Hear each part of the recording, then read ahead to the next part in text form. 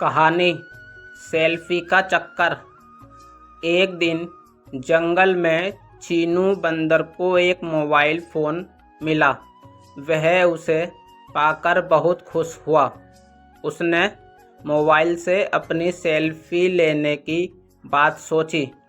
उसने नाक व मुंह टेढ़ा करते हुए अपनी कई सेल्फियां लीं। फिर उसने अपने दोस्तों को दिखाई। सबने उसकी सेल्फी की खूब प्रशंसा की। चीनू का उत्साह और बढ़ गया। अब वह हर रोज़ जंगल के अलग अलग स्थानों पर निकल जाता और नए नए अंदाज में सेल्फी लेने का प्रयास करता। उसके दोस्त उसकी सेल्फी की खूब तारीफ करते, जिससे चीनू खुशी से फूल जाता। चीनू की माँ को उसकी यह आदत बिल्कुल भी पसंद न थी। एक दिन वह जंगल से घर लौटा तो उसकी माँ ने कहा, देखो चीनू, तुम्हारा यह रोज़ रोज़ जंगल के खतरनाक जगहों पर जाकर सेल्फी लेना ठीक नहीं। कभी कोई चूक हो गई तो? अरे नहीं माँ, मैं कोई बच्चा थोड़ा हूँ, अब मैं बड़ा हो गया हूँ। चीनू ने अपनी माँ की बात काट कर कहा, मुझे अपनी रक्षा करना अच्छी तरह आता है। चीनू पर माँ की बात का जरा भी असर ना पड़ा। उसने माँ की बात एक कान से सुनकर दूसरे कान से निकाल दी।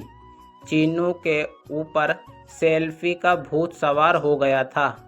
उस पर दोस्तों की मिल रही वाहवाही आग में घी का काम कर रही थी।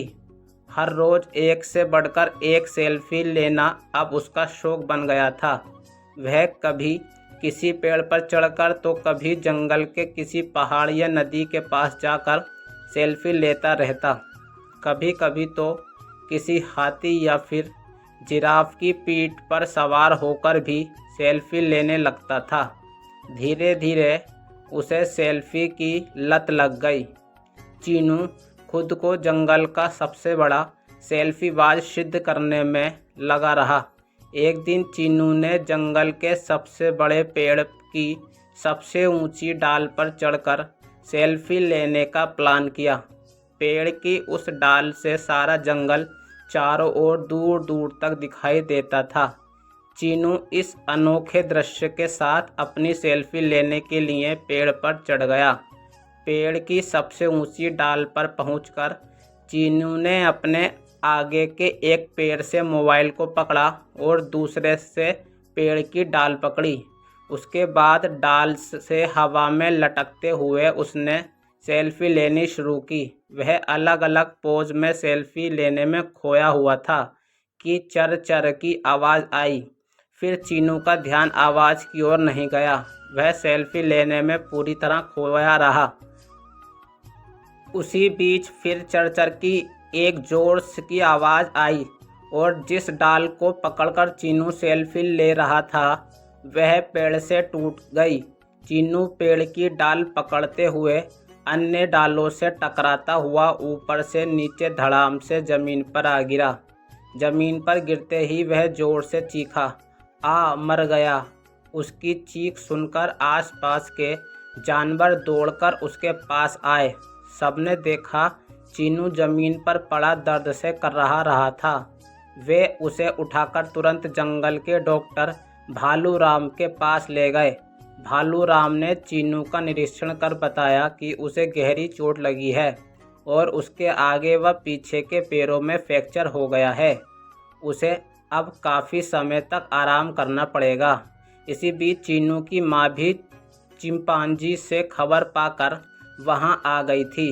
वह डॉक्टर भालूराम की बात सुनकर फूट फूट कर रो पड़ी। बोली, मैंने कितनी बार चीनू को समझाया था कि सेल्फी के चक्कर में मत पड़ो, लेकिन उसने मेरी एक भी बात ना मानी और अपनी मनमानी करता रहा। आज सेल्फी की लत ने उसकी ऐसी दुर्दशा कर दी। चीनू को डॉक्टर भालूराम की दवा से थोड़ा आराम मिल गया था।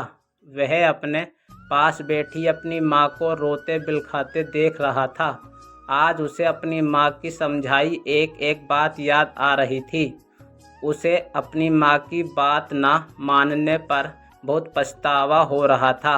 वह दर्द से कराहते हुए बोला, माँ, मुझे माफ़ कर दो। आपकी बात ना मानकर मैंने बहुत बड़ी भूल की है। अब मैं आपको यह वचन देता हूँ कि मोबाइल को कभी भी हाथ नहीं लगाऊंगा और ना ही उससे कभी सेल्फी लूँगा। मैं अपनी यह सेल्फी की लत को भी हमेशा के लिए छोड़ दूँगा। चीनू को अपनी भूल का एहसास होते देख उसकी माँ ने उसे अपने गले लगाकर बोली, बेटा, इसमें मोबाइल का कोई दोष नहीं है, बल्कि दोष तुम्हारा है। तुमने अपनी जान जोखिम में डालकर सेल्फी ली थी, जिससे तुम्हारे साथ इतनी बड़ी दुर्घटना हुई। अगर तुम सही और सुरक्षित तरीके से सेल्फी लेते तो इस हादसे का शिकार होने से बच जाते। चीनू ने माँ की बात को गांठ बांध लिया, साथ ही सेल्फी की लत को भी छोड़ देने का संकल्प कर लिया। चीनू के पास खड़े उसके सभी दोस्त भी इस घटना से सबक लेकर अब कभी भी अपनी जान जोखिम में डालकर सेल्फी न लेने का फैसला कर लिया।